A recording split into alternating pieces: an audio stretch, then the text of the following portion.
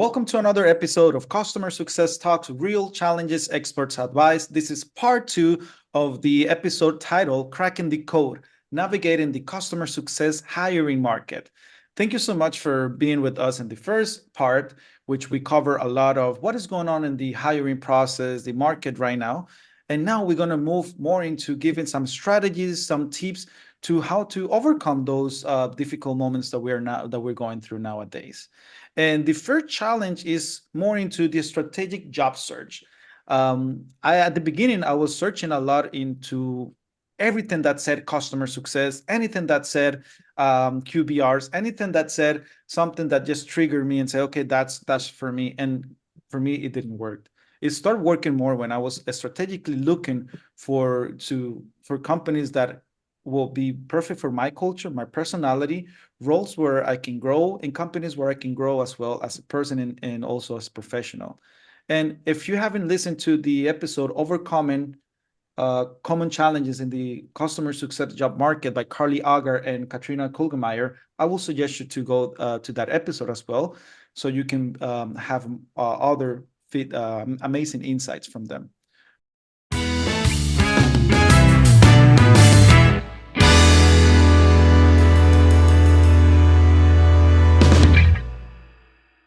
What strategy would you share with those looking to find a customer success role? You just gave in the last part a lot of overall strategies, but what are you looking for in a person? Is it more certifications or is it more a passion or willing to do things?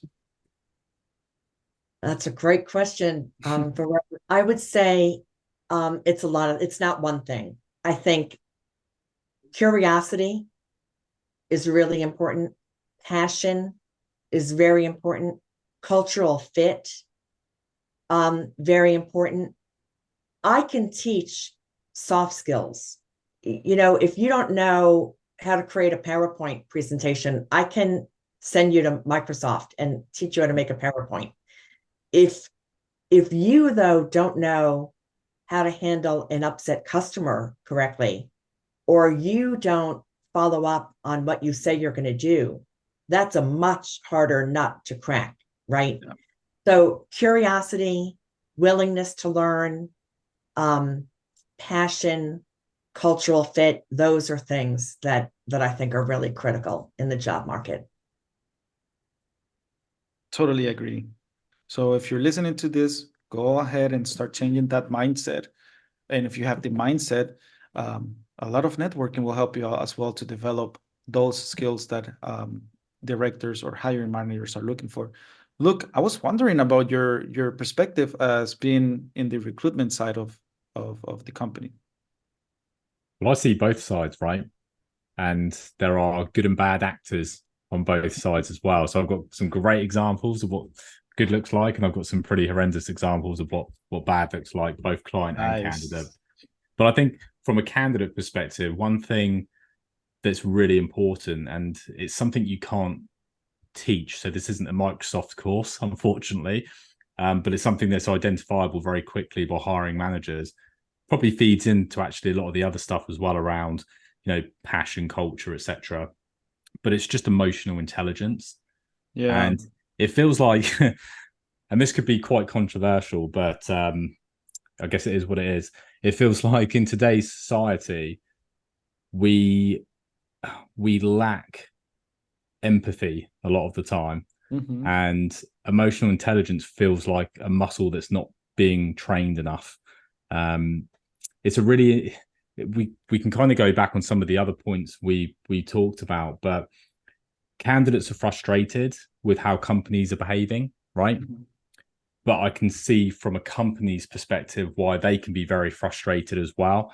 Examples of candidates not showing up to interview, candidates being in inappropriate situations when they're on video calls, things in the background that shouldn't be there. And I won't go into great detail, but things like a stack of dirty washing on the bed behind them when they're on a video call. Just, that's mild, by the way.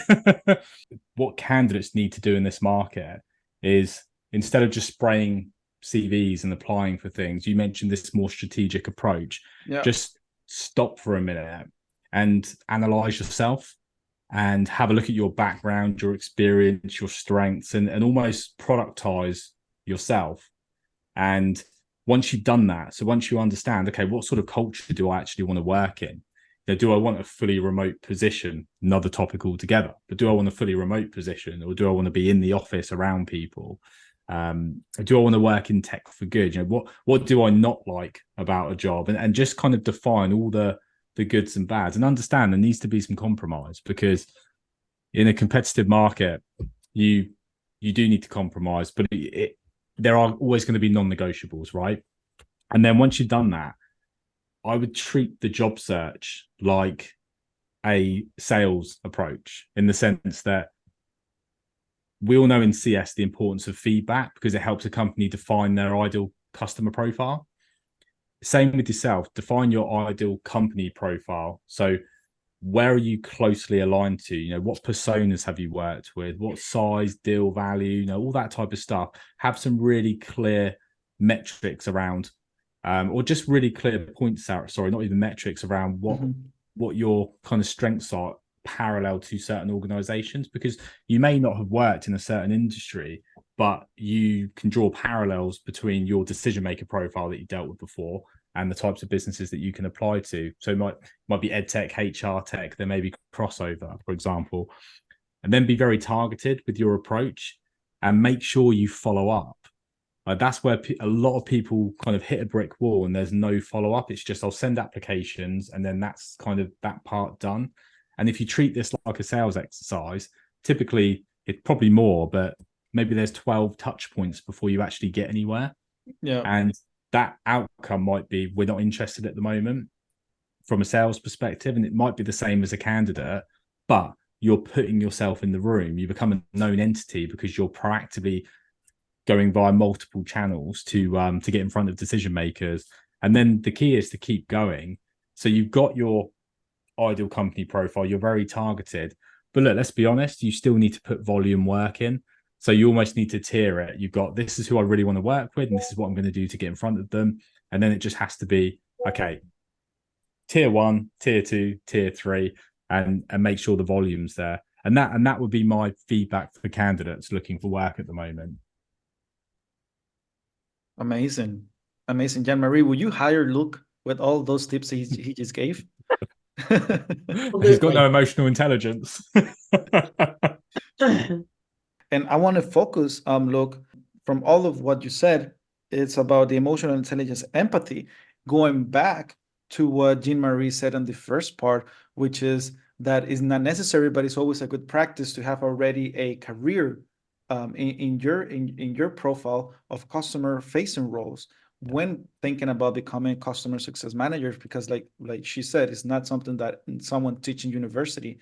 And at some point, and this all makes sense, because at some point, at some stage of your life, you will also be mature enough to understand what is empathy, to understand those communication with other teams, not internally, handling a lot of tasks that you have to do at the same time. So I think that also is so important to understand what is customer success. What applies to be a customer success manager. There's a lot of articles out there about the different tastes of customer success, because it's important to also have give you that picture about what is customer success. Brianna, I want to jump in here for just a second. Yes, please.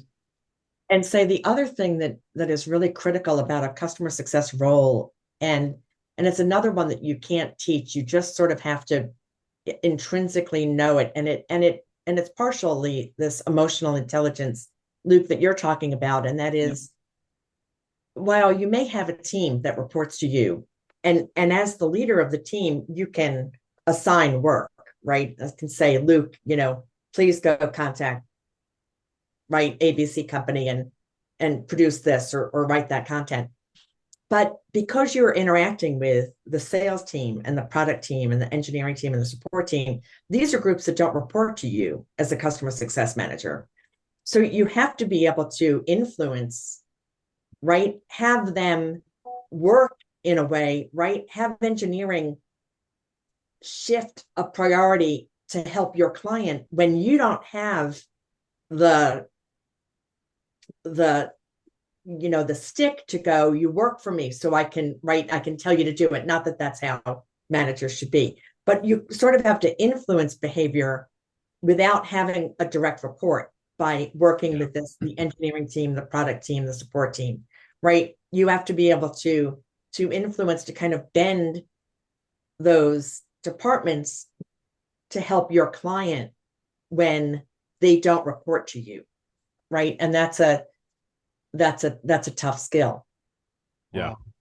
I Wow. totally agree. You have to have developed the skill of human interaction and the Right. ability, like you said, to influence. And I don't necessarily, and it's not to disagree with your point, because I don't think you were necessarily referring to age, more around experience. And I naturally the two kind of coincide, but I think someone who has finished college, finished university, whatever it is, and maybe worked for a year in a really fast-paced retail position and gone traveling and experienced the world and seen different cultures. But sometimes individuals like that make incredible CSMs. And I think the biggest challenge for businesses is to invest in someone like that. There's always an element of risk because they're not a CSM. But again, it's about defining what value that role is going to add to the organization. I thought you'd frozen again then. No, and you're right. I don't mean to say, and if I said that, I apologize, because I did not mean for that to come across that way. But you have to have the experience, right? Yeah. Mhm. This is not your first job out of school, right? You have to have worked at a bank or McDonald's. You have to have some client facing. It doesn't have to be in a tech role, but you have to have some client facing experience to be able to walk into this, right? You don't have to have the CSM title, but you've got to have had some client interaction, I think, regardless of what it is. Yeah. Typically it's the company's nervousness, not having the right infrastructure to bring someone on, and actually them not doing that is the right decision because it will lead to someone churning out of the business. But certainly larger organizations should definitely focus on more of a junior talent pool, because at some point there will be that talent shortage. Once again, it happens periodically, but it's either lots of people and not enough jobs, tons of jobs, not enough people. The market always shifts. Cyclical. Always. It's seasonal. So it's really important that you build a talent pipeline, and the best people to do that with are up and coming junior talent, because you can give them the skills, the training that they require to be really successful. You just need to hire the right skills into the business when it comes to cultural fit and the softer bits that come with a bit of life experience, I guess. And the right personality, right? And I think networking is really key. Networking on both the candidate side should be networking all throughout LinkedIn, right? So I think networking is critical on both sides. I think the candidates should be networking, going through LinkedIn, contacting friends. Who do you know? I'm looking for this position or that position. Do you know anybody who? And the company the hiring manager should be doing the same thing, right? Yeah. Who do you know? I asked my colleagues at work, we're thinking about hiring. Do you know anybody? Have you worked with anybody in the past? Are you aware of anybody? I ask my customers, right? Have you worked with any CSMs before at any other jobs? Are they looking? Do you know anybody? So networking is really critical. I think way long ago, there was a stigma about being out of work or looking for work that doesn't exist anymore, luckily. Thank God that's gone, right? It's okay to say, I'm not working right now, right? Luke, Bayron, can you help me? Right? I'm looking for a job. I love when I see that on LinkedIn, because invariably there's 300 comments from people going, I'm hiring, or my friend is hiring. I heard about this job that was hiring. So being open and honest about what you're looking for, I think is really key to helping both candidates and hiring managers to find the right person and fit. Yeah. And I will say as well that the customer success community is so open and always want to see each other succeed. I have experienced that since I started this project, the podcast together with Nav, just by how I met Nav and then how I met each one of you. Jean Marie, I met you through one of the contacts in LinkedIn. Yes. Jean Friday, who is an amazing person. And look, I met you in an in-person event, customer success event in Gateside Pulse. And now we're here. This is how open the community is. And we have to use that tool as well, the community, and hear from everyone. I always learn. Sometimes I have conversations that I learn so much and we don't even record.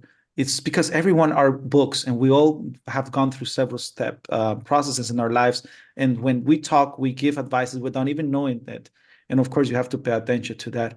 And before we end up today's second part, which is titled Strategies and Recommendation for Candidates, there's something really interesting going on as well, which when I did the research for this episode, which was the overcoming perception of overqualification and underqualification. And it's really interesting. This is challenge number 2.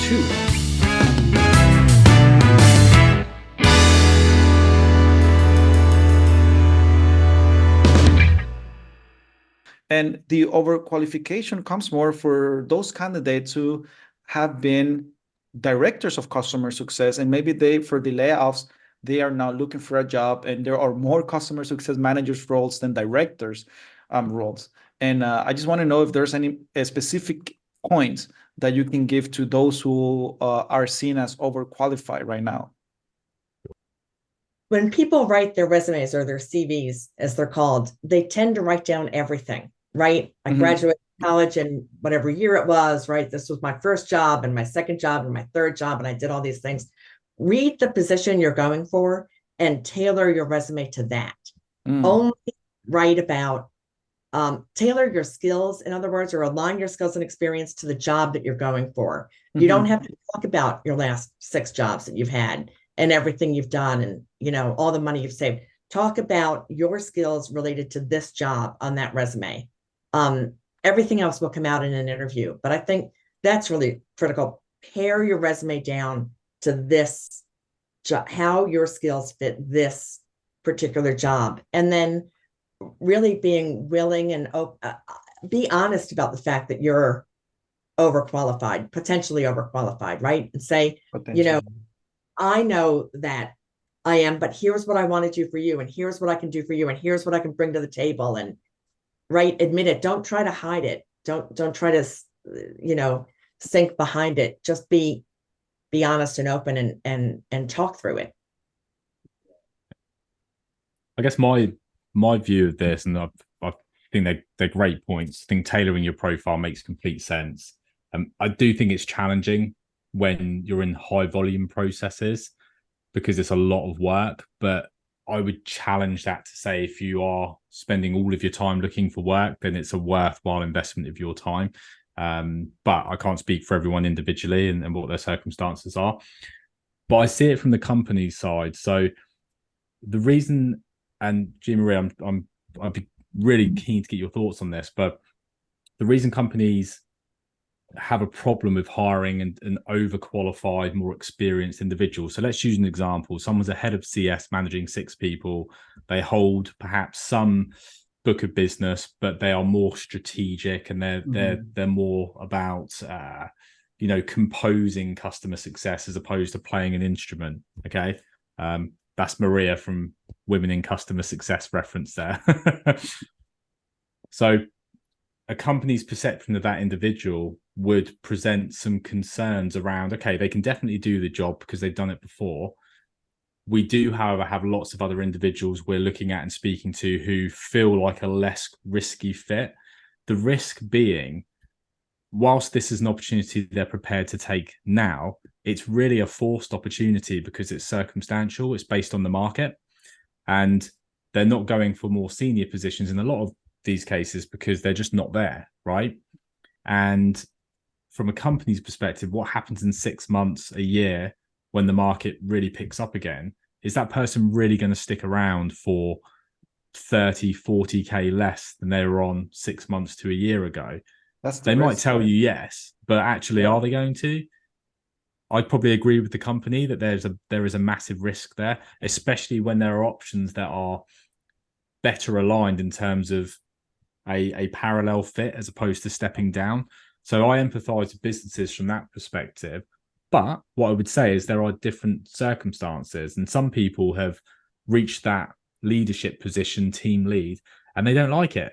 They want to be an IC. They want to be an individual contributor. So they want to go back to that, and they've got that barrier of, you're just telling me that because you're struggling to get a head of position. So I think it goes all the way back to the point of tailoring your profile, but actually looking at yourself once again, defining what your, I guess, selling points are and what your desires are from a position, and then define your ideal company profile and make sure that you're targeting businesses and you're following up and you're presenting the answers to their objections that you know are already going to come up and the reasons why. So I think a lot of covering letters don't get read, but you can almost bake into your CV in that top statement when applying for positions that you're currently operating at this level, but this is the role you're looking to pursue because, and it would have to be worded much better than that. But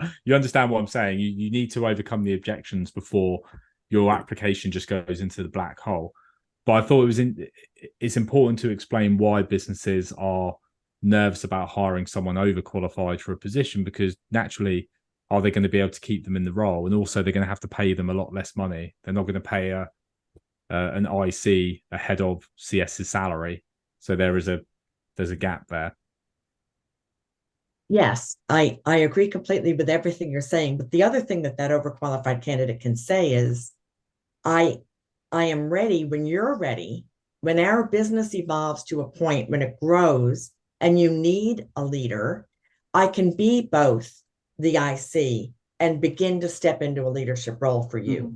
Yeah. I'm not going to lie and say I never want to be a leader again. But right now, this opportunity intrigues me because of X. Yeah. Right. I'm really interested. I've never worked in this industry. I want to get my feet wet. And in a year or 2 years or 3 years, when you're ready to grow, I can grow with you. Right. I have the experience. No, that's great. It's about being transparent, isn't it? Because it might be that business doesn't have the growth trajectory, and that's fine. You guys then both know that at the start of the process. But again, it's about being in the room, because that particular leader in the position may not be there in 6 months to a year's time. They might step into something else, but they'll remember the approach potentially, and that might open up an early stage opportunity for you. So all these little things that you can do as a candidate to put yourself in a position of visibility is very similar to what any salesperson will do. It's what we do, right? We're very visible in CS because when we approach a business, we want businesses to know who we are, as opposed to it being ultra cold, and just be thought about when an opportunity arises. Oh yeah, that was a really good conversation with that person. Same for candidates. I think it's really important just to put yourself in the best possible position. And that's why I'm an advocate of volume activity, because you need volume in anything that you do, but without quality, you'll be remembered for reasons that probably won't get you in front of the business. Amazing. I wish we could continue. I wish we could meet again tomorrow and record more. I think with both of you, it would be really, really easy. But reality is that we cover a lot, and also there's more to come in the future as well. And this is the ending for today's episode, which is, this episode is divided in 2 parts, and today's part is the strategies and recommendation for candidates. Thank you, both of you, for your time. Luke, thank you so much for being here. Jean-Marie, thank you very much for your patience. And just like I said, keep growing, keep learning, and let's keep improving the world of customer success. Until next time. Awesome. Thank you. Bye-bye. Thanks so much. Take care.